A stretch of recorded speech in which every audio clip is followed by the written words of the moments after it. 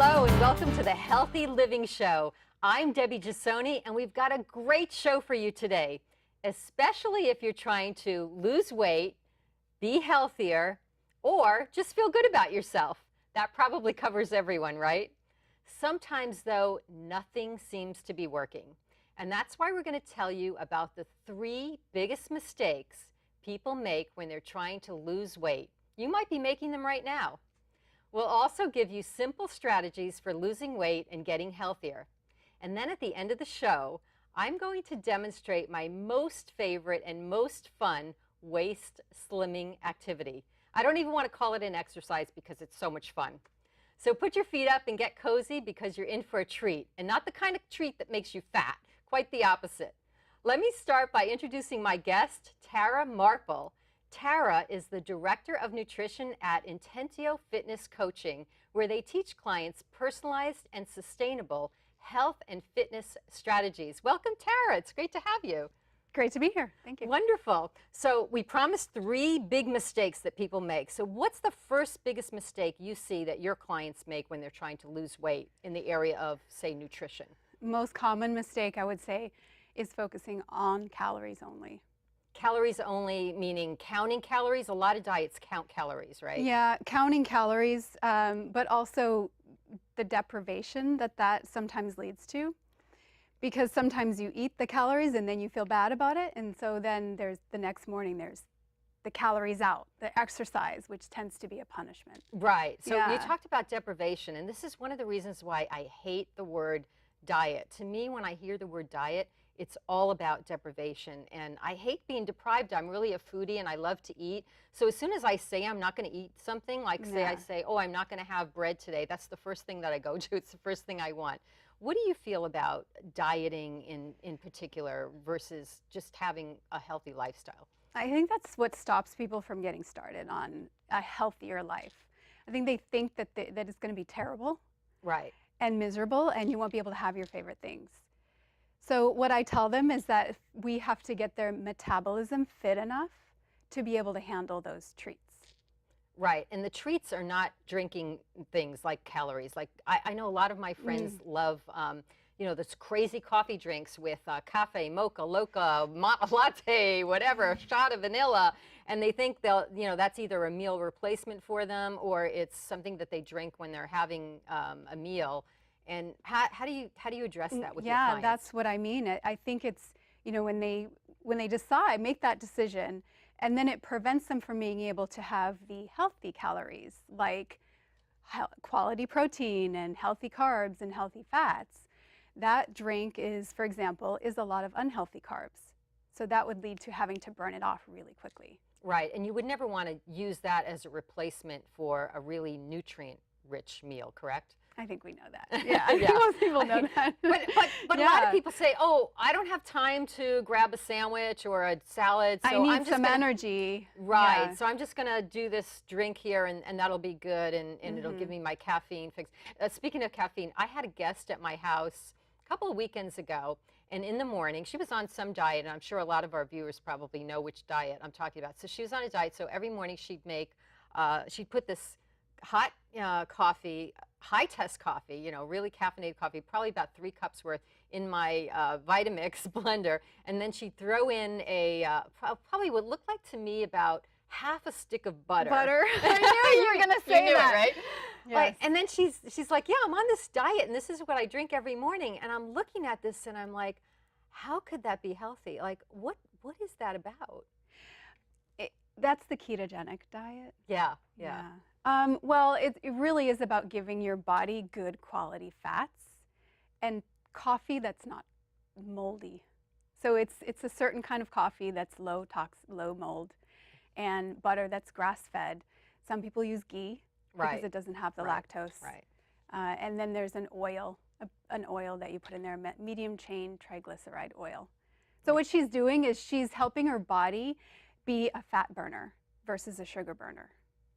So what I do in the morning, instead of that, is I like to have some warm water with squeezed lemon in it every single morning. And if it's not warm water, sometimes I'll do like green tea or something like that. And that to me like gets everything everything kick-started, because you haven't eaten all night long, and I love that water in the morning. Do you That's recommend one that? of the first things I recommend to my clients. Oh, good. I'm doing something good. Yes, and the frequency of hydration is important as well. Yes. So getting up, moving around while drinking water will help your cells be more hydrated, and will also help mobilize the fat Right. through the blood to be excreted. Right. What about skipping meals? Because a lot of people feel like either they're not hungry for breakfast, so they skip the meal, or they'll skip lunch, or they'll go through a whole day without eating, and then they pig out like at 4 o'clock or 5 o'clock. First of all, I am not a food skipper at all. I feel like if I don't plan my day where I know what I'm going to eat, I get like hangry, It's like, I just get like, where's my next meal coming from? So I never skip. But a lot of people like to skip meals, and I'm not sure that, doesn't your body go into something like a shock deprivation? It depends on the phase you are in sort of the health kick. I think there is definitely value in fasting, but it has to be intentional, right? And skipping a meal to save calories is setting you up for not getting the opportunities for nutrients.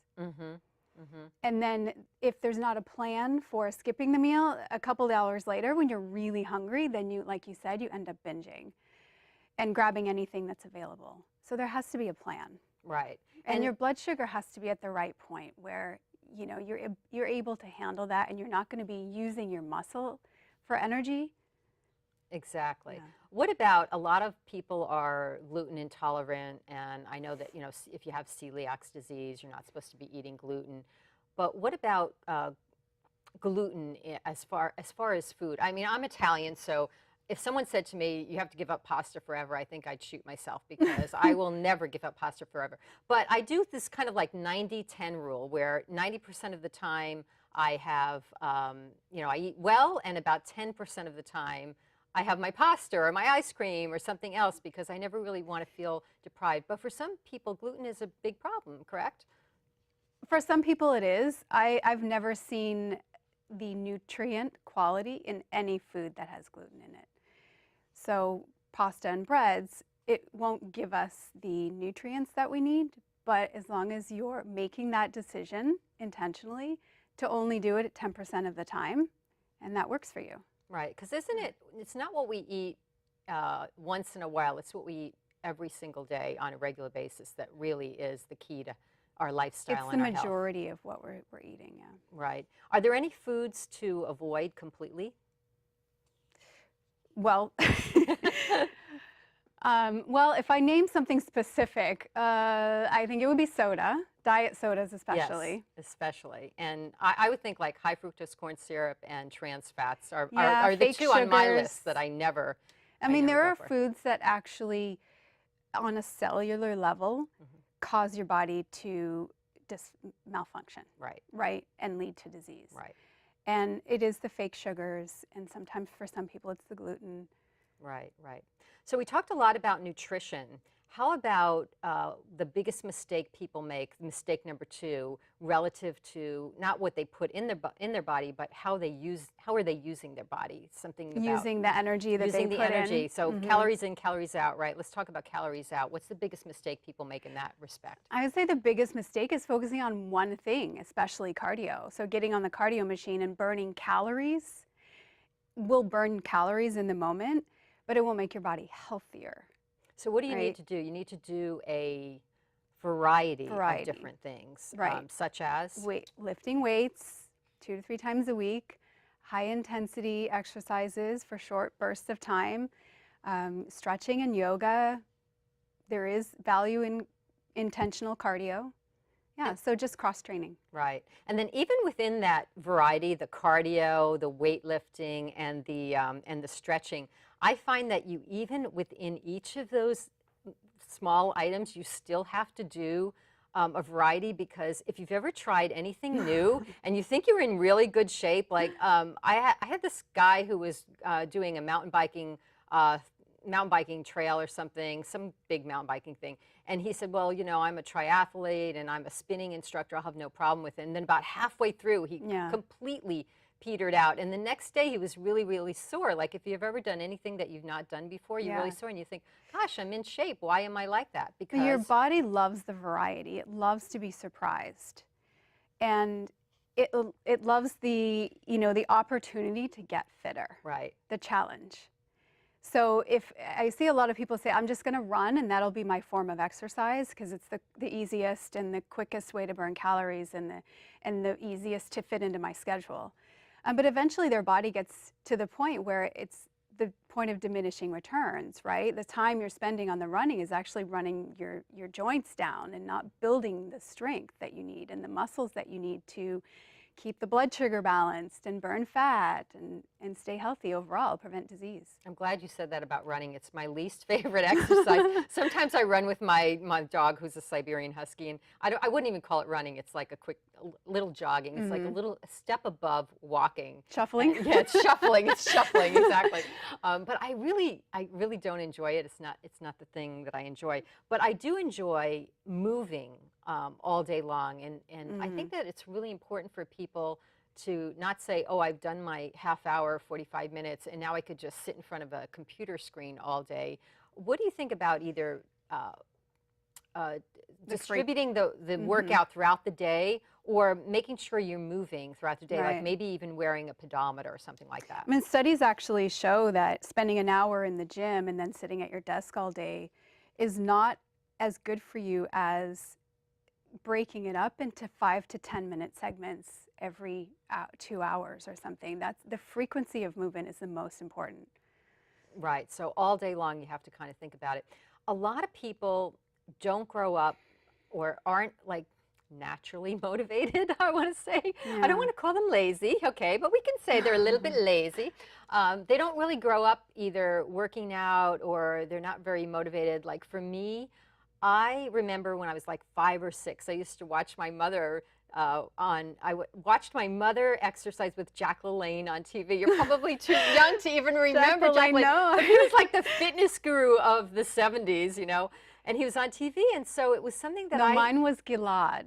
I started aerobics with Gilad in the morning. Okay. Yes. Or Jane Fonda, right? Remember Jane Fonda's workout videos? But I always loved that, and I always loved exercising, and I never needed motivation. When rollerblades came out, I was like, oh yeah, get a pair. When little trampolines came out, I'm like, yeah, go out and get that. So I'm a person who is always motivated herself to exercise. I don't need to be in a class. But some people are not. It is painful, especially it's painful to start a new exercise. The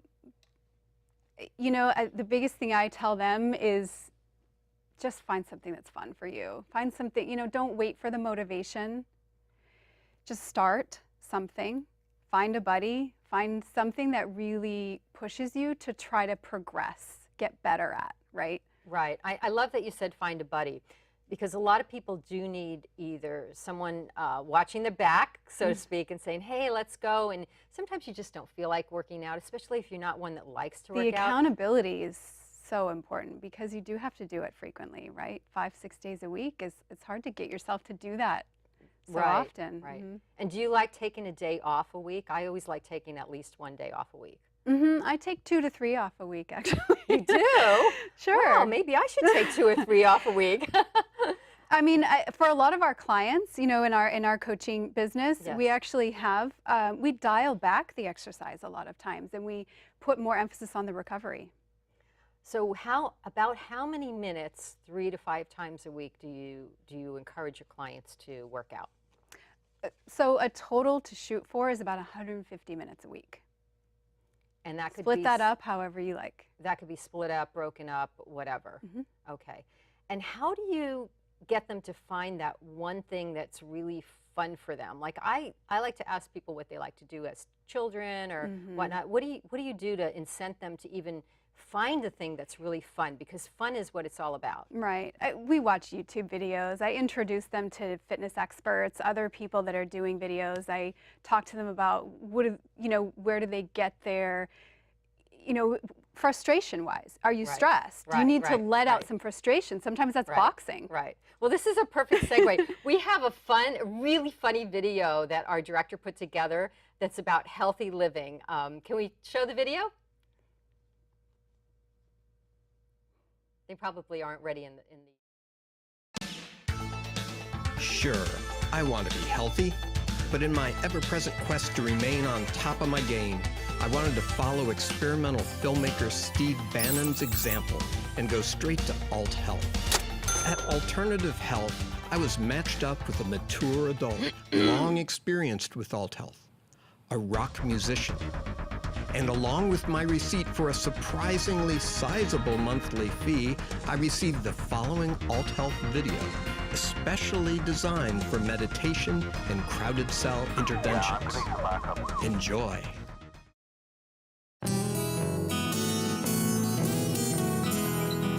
Fill in my soul, dig me a hole. I'm a tenant on a planet, make it ready for me. Give me some pills, cover my ills. With a swallow down the holler, I can cure any disease. Bake me some bread, feeding my head. From the staff of life, I stuff in everything that I need. Feeling so nice, give me some rice. All the carbohydrates fill me while I'm going to seed. My aromatic candles send the smell all around. I do yoga in my toga as the sun goes away. If I stretch a little further, I can hear that sound and poppin' sets me hopping for the rest of the day. Ow!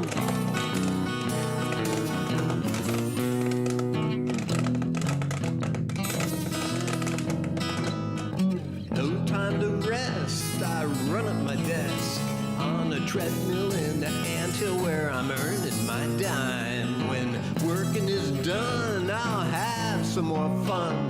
Running home besides the buses all stalled in a line. No vaccinations, thank you. Just a drop of belladonna. Nothing caffeinated, thank you. Just a toke of marijuana.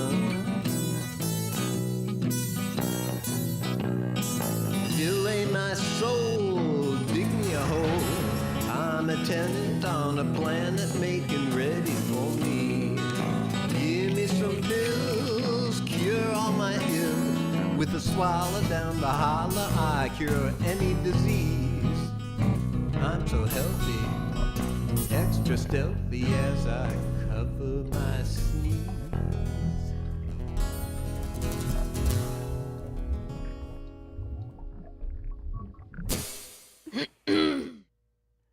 That was a great video, wasn't it? I love when he says, he uses the pun, fillet Fillet my my soul. soul. Well, first of all, because I'm a foodie and I love fillet of soul. I love to make it with a little olive oil and capers and white wine and lemon. It's a delicious dish. But what he's really talking about is soul, S-O-U-L. And I think this next segment, you're going to talk about one of the biggest mistakes people make in connecting with their spirit in terms of their weight loss and healthy fitness regime, and why that's important. So what's mistake number 3? Mistake number 3, I've noticed it's not trusting the inner knowledge. It's getting tempted by exterior diets and stories that have worked for other people, and not trusting your inner knowledge about what your body needs, listening to your body, and also the automatic negative thoughts that come in, thousands of them a day. So how do you help people connect with their inner spirit? I know how I do it. I've been meditating for many years, and I'm definitely a type A personality, and one of those people who have said, I cannot meditate, but I really wanted to learn, and little by little, you know, with practice, it came easier to me, and meditation is just really quieting your mind. But how do you coach people on connecting with their inner soul? It's a process. So it involves some coaching. It involves untying what their beliefs are about themselves. In the first session, I asked them about what do you believe about yourself and your health? What are your weaknesses and obstacles? And I correct what they say about themselves.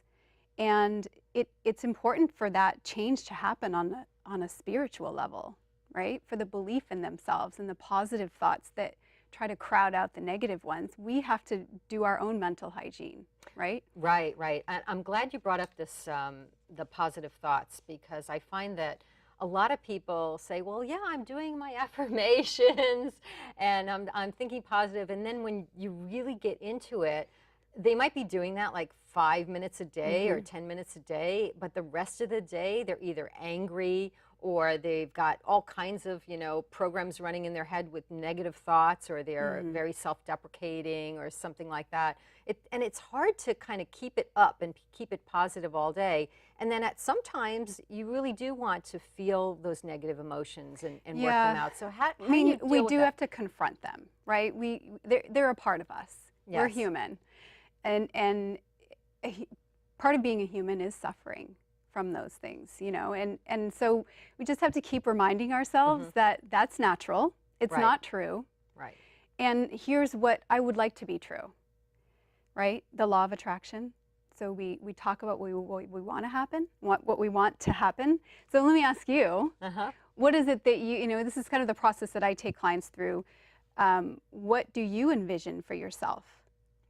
So for me, because I've always, I think, lived a really, really healthy lifestyle, and I've always been a health nut and exercise and nutrition and whatnot, but I'm not 22 years old anymore, as you can tell.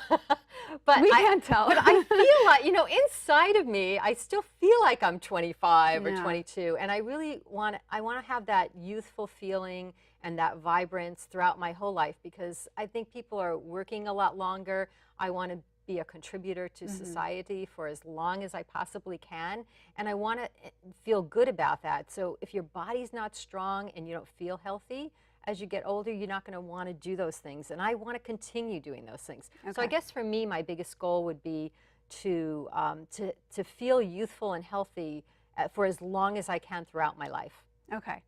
Yeah. So what I hear is that you want to feel youthful Yes. for as long as you can and contribute and have that youthful vibe too, Right, emanating right, from you. Right. Okay. And so what I would do is start to untie what you said about what you don't want. Remember what you said about what you don't want? Oh, I don't even remember what I said about what I Yeah. don't want. So I don't want to. that's what happens is we want to say more about what we do want. And we don't even have to believe it yet. But this is the part that gets juicy, right? Yeah. So you want to stay healthy for as long as possible and youthful, right? So instead of an affirmation that you might say to yourself, I'm healthy and youthful. Some days you may not believe that because your mind is just going to say, yeah, right. Or the mirror. Yeah, the mirror's going to say, yeah, right, you got these wrinkles, you're sagging. But the better thing to do would be to create a question that you can ask yourself. Okay. So the question would be, how have I stayed so youthful? And you're going to have an answer. Your inner knowledge is going to tell you, what does this person do today? What does this healthy and youthful, vibrant person do today? Do you want me to answer that? Answer the question. Oh, yeah. good. Okay, I can answer it. Okay, so I think, you know, because people ask me this a lot, you know, how do you stay so vibrant and youthful and whatever? And I say a couple things. One is I've always exercised all my life, and I, you know, I always do 5 to 6 days a week, no matter what, even if it's just a little bit. So exercise is always part. I always pay attention to what I eat, and I love food, so I practice this kind of like 90-10 thing that we were talking about. Like I never, ever deprive myself, and I love life and I love food, and Right. that's part of my culture. So I enjoy that about myself, and I don't feel guilty about eating something that's not on the 90 rule. And I do have a very good spiritual practice with my meditation. And I drink a lot of water, and you know, I've never put a cigarette in my all life. lined up. I mean, I've never put Yeah. a cigarette in my mouth my entire life, but I think that But what all if of there that, is one thing, what if there's one day where you're not feeling so well? What's the one thing you could do if you break that down into a step? I know the one thing I can do. One thing. I know the one thing I can do. And this is going to lead into our last segment here, Good. because I like to go back and do things that I loved to do when I was a kid and make things fun, because to me that just brings me back to my youth, and it makes me laugh. And I think when you do something that you remember as a child, as a young girl, that you liked then and you can still do it now, then that just changes my whole mood. So I'm going to take everybody to a little different part of the set in a minute. And I talked about doing something or demonstrating something that we wanted to do that is my favorite. Yes, you can do it with me. It's my favorite waist slimming exercise. So come on over here, and we're going to need some props for this. So prop person, here we go. Here's one prop. Here's for you. Oh, here's another prop. These are hula hoops. I love these. Aren't these great? These are not kid hula hoops. These are the hula hoops that you buy for adults. They're a little bit more weighted. They're a little bit more large. I find that I always keep an extra one, because when I have people over my house and we're doing like an outdoor barbecue and they see these, everybody always wants to try them, and they're so much fun to do. So all you have to do is step into it. Now we have to make sure we have enough room here, because they do take up a lot of space. And you certainly don't want to do this in the house unless you don't care about any of your furniture. So all you do, and again, this is like my most favorite waist slimming exercise. First of all, you can't hula hoop though without any music. Can I have some music, please? Music. Here we go. And you just start spinning. And it's so much fun, and you can really like make big hip movements. Come on, you got it right away. You're so good. Do you remember doing this when you were a kid? I do remember. It's coming back to me. You can put your arms out like now. Hopefully I won't have flabby arms on TV, but you can put your arms out like this, and you can actually, if you stay here for a couple of songs, you can actually do a good arm workout too, back and forth, or just stay. Now, Tara, do you know that when you're doing this, what are you feeling in your body? Are you feeling like my core is so tight? Yeah, you have to keep your core really, really, really tight to hula hoop up. And my heart rate's already coming up. Remember when we talked about variety and having like your mind trained in different ways? Now stop the hula hoop. Now do it the opposite direction that felt natural to you, and it's going to feel totally different. Okay, so let's do the opposite direction real quick. See how different that feels? And then another tact we can take. So this is one of those things that the body likes. It's something new and really takes your focus. And if you really want, I'm going to show you one last thing before we end. If you really want to make it hard, you put two together, and sometimes you can buy like weighted ones. Now, I have to think about this a minute. You really have to tighten your core and do it a lot faster to keep the two going. Otherwise, they split up really, really, really fast. Do you want to try that? Sure, I'll give it a try. I've tried that before. Okay. And while you're doing that, okay. Okay, we got to wrap up. Sorry. You want to give the audience one last tip on what they can do to stay healthy? One last tip. While you're hooping? I would say one last tip would be, don't wait for the motivation to exercise. Just start doing it. Just do it and have fun, everybody. Thank you, Tara, and thank you, everybody, for watching. And go get a hula hoop and really spin it around, baby. Wait, can we do a high five?